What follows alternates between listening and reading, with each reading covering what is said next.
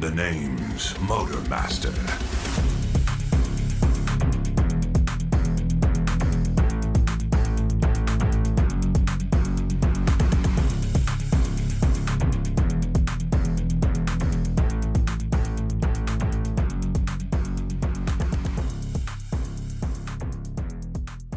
What's going on, guys? Welcome back to the channel. For today's video, we're going to be checking out the Transformers Legacy United Voyager class animated universe Motormaster, the inevitable retool of Optimus Prime, and a much cheaper alternative in comparison to the original BotCon exclusive, and despite unfortunately never appearing on the show, appears to be incredibly close to how he would have looked. So as we check out the details, the head sculpt is incredibly animated inspired, and really does appear to be ripped directly from that universe. Even the underside of the chest plate is packing some internal dashboard detail, which you really only ever see due to transformation, which if I'm not mistaken is a first since the Transformers Prime Optimus Prime. The rest of the robot mode is also solid, and due to the way the forearms transform, even these have been completely filled in front side to back, which creates for an incredibly clean profile. And to match the internal dashboard detail, even the shoulders are totally rocking the internal seats of the truck mode. Even the accessories are solid, so up first we do see the return of the Energon Battle Axe, which in addition to being extended, is also blast effect compatible, so should have no issues in slicing through both Autobots and multiversal portals. And the second accessory does see the return of the light bar, which once removed does reveal two pretty sus looking ports, which does lead me to believe that perhaps Hasbro have plans to reissue animated Optimus Prime alongside the pretty wicked Wingblade armor.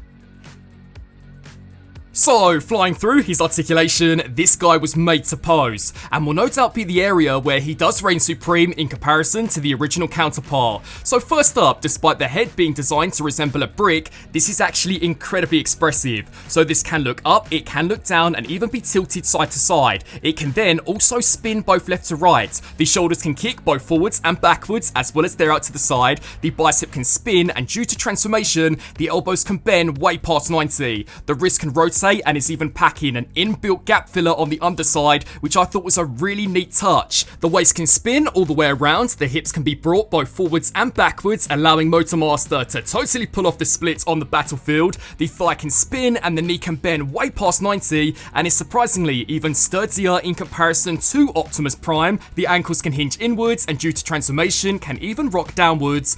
But as I'm sure you guys all know by now, to see the true power of Motormaster, let's now put him through the pose test.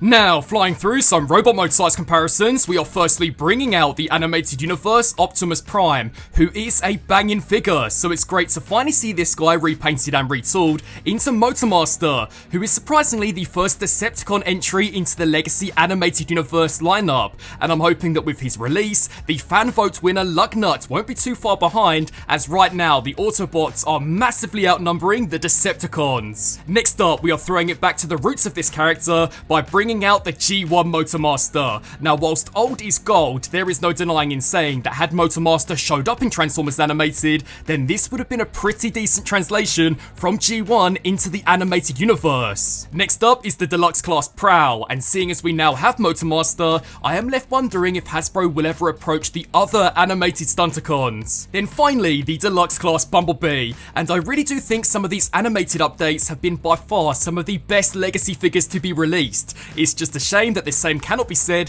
when it comes around to the Prime universe. Now, sliding into this guy's transformation, for the first step, take the fist and slide this down, then you'll take the fist and slide this here back, and snap this here into place. Now, the aim of the game is to then slide this tab into the bicep, although it's gotta be said guys, painting the forearm I really don't think was the best idea, because unfortunately, I really don't think that paint is gonna stand the test of time. But you are then gonna make use out of the double jointed elbow, snap that section there into place, take the shoulder joint, slide this here down, and then spin this here here all the way around until eventually the internal seats are now facing the front. And again guys, do the same here for the second side. Take the fist, slide this backwards, snap this into place, and then slide the forearm into the bicep. We are then going to take the shoulder, collapse this here down, and spin this here all the way around. Then for the next step, we are now going to take a hold of the entire chest unit and extend this here forwards. You are then going to spin around here to the back, take the backpack, detach this, and extend it away from the body, as now what we're going to do is take a hold of these components. These are going to hinge upwards on both sides, and then we are going to take the entire upper part of the body and slide this here backwards. Now the aim of the game is to then take this joint and slide this here up, then you'll take the tyres of the truck mode and snap these here into place. Then what you'll do is take this tab and slide it inside this slot until it does very nicely snap there into place. Again guys, spin around here to this side and do the same. So take this component, extend this here upwards, take the tyre, snap this here into place, and again guys, that tab has to slide into that slot. So take the shoulder joint and snap that section into place, then you'll spin around here to the front, take a hold of the windshield and slide this into what was originally the forearms. Then for one final touch, when it does come down to the entire upper torso, we are now going to take the backpack and bring this here up and over the top, and then what you'll do is begin to spin around here at this hinge joint, and on the back are two very distinctive slots which are then going to slide into these tabs. So pull this here backwards, snap that into place until you have now unlocked a super secret hidden Gerwalk mode. For the next step, we are then going to take the ankles and extend these here downwards, and then we are going to take the shin and disconnect this away from the knee joint. So you are going to fully extend this here out. Then what you'll do is make use out of this joint. So disconnect that, and the aim of the game is to bring this here all the way back until it does click there into place. Now what you'll do is line these circular tabs up with these circular ports. So making use out of the double hinge joints, snap that section there into place. And again guys, do exactly the same here for the second side. So take the shin and completely extend this here out. The only difference being this time is that you are now going to slide this slot into that tab. We are then going to make use out of this hinge joint, fold this here all the way up to the top until this does snap there into place, and then for some finishing touches, line these circular posts up with these circular ports until eventually Motormaster is now fully transformed and ready and raring to go.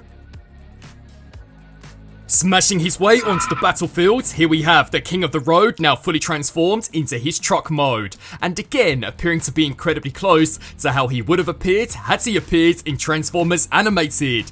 The entire front end of the truck is solid, and I really like how from a design standpoint they decided to use a clear plastic insert for the windshield to completely minimise any ugly colour mismatch. It's just a shame that the same praise cannot be had as we spin around here to the back of the truck, which I think is severely slacking. Now to kind of go back to my earlier point, I really do think Hasbro have much bigger plans for this mold, especially when you begin to take into account these two slots, which you do not use when in either robot nor vehicle mode. But at least for the time being, we can most definitely slap on the upcoming DNA design upgrade to transform Motormaster into a full-blown fire truck, and despite the tyres merely being C-clipped on, they have no issues in burning energon whilst cruising through that multiversal portal. And the release of an additional attachment for that truck mode really couldn't come soon enough, because I've got to be honest guys, that weapon integration just really ain't cutting it. Now, flying through some truck mode size comparisons, we are yet again bringing out the animated universe Optimus Prime, and whilst on the topic of the truck mode, it would have been really cool to match the Legacy Evolution bludgeon had Motormaster also included an additional accessory, this time in the form of a full-blown water cannon. Personally, I think that would have been a pretty sweet inclusion. Next up, we have the Transformers Legacy G1 Motormaster, and to kind of go back to my earlier point, it really does suck that we were robbed of Season 4, because it would have been awesome to have seen the Stunticons and then eventually Menasor show up to fight off against the Autobots. Which, talking of, next up we have the Legacy Deluxe Class Prowl, and then finally, rounding things off completely, the Animated Universe Deluxe Class Bumblebee. So, wrapping up on this review for the Transformers Legacy United Voyager class Motormaster. Overall, when it does come down to a repaint slash retool, this guy is pretty awesome, especially for those like myself who were unable to pick up that original incredibly elusive BotCon exclusive. The only downside of this guy for myself would again be the back of the truck and the fact that he does not include an additional accessory, but judging by those very suspect ports this guy has in both robot and truck mode, I really wouldn't be surprised if that's something that we do see later down the line. I would love to get your guys' thoughts on this Legacy Motormaster, and until my next review, I thank you all so much for watching. Transform and roll out!